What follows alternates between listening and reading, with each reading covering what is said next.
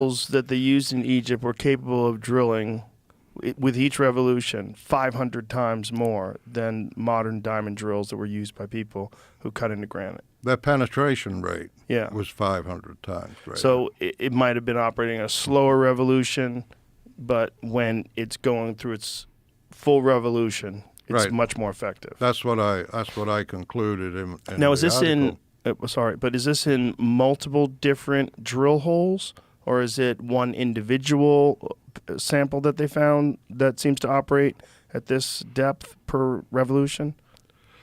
There have been inspections on several different cores, And have they all yielded similar results? and they have all revealed that the groove is a spiral. In other words, it's a continuous spiral around the core. The most recent examination of those cores was in 2018 by two aerospace engineers, Eric Wilson and Josh Gear, and they asked the Petrie Museum in London permission to examine the cores in their collection, the Petrie core number 7, which is the most famous core, and the one that has drawn the most heated kind of debate about. Can we see what that looks like? Jimmy, can you find that one? Petrie core number 7. It's on that, yeah. Because this, to me, and the vases, obviously, and of course the construction, the pyramid itself. Right. They're also the symmetry of the faces. Right. There's so many things that are so mind-blowing about whatever they did and how they did it. I mean, Right. Forget about all the mysteries. Right. Just what we know in terms of, okay, so these are these two core samples. These are these two cores. They're the same one. And they're from Lost Technologies of Ancient Egypt.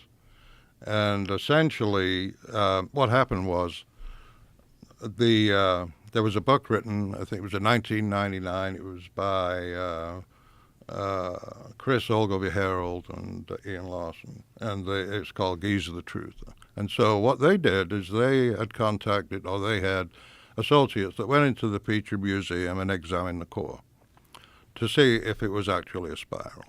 So they took photographs of it, and they examined those photographs, and they said, no, they're horizontal. Now, there's a big difference when you talk about a horizontal groove, Right. And a spiral groove. And so I was like, okay, I suspend all assertions as far as the methods that I proposed for how it may have been done. I need to go and examine that item myself. And so I booked a flight to England, and a friend of mine in Cambridge picked me up at the airport, Nick Annis, and we went to the Petrie Museum, and I examined the core. The method I used was to just wrap a simple cotton thread around it. So you just followed the groove with the thread. With the thread. But I was wearing... rubber gloves?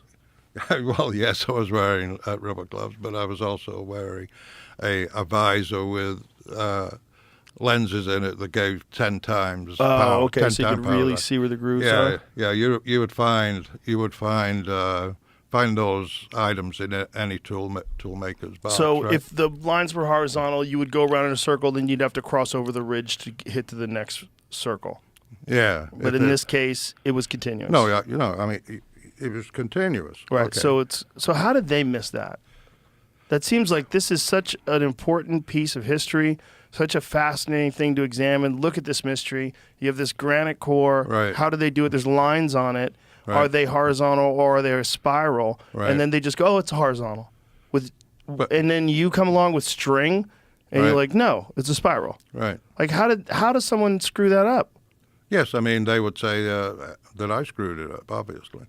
But the thing is, Joe, is that, when you're conducting research, anybody, whether you're a scientist or just a, Joe Yeah. Blow in the tool room, and you say, okay, this is what I found, and these are the methods I used, and these are the results.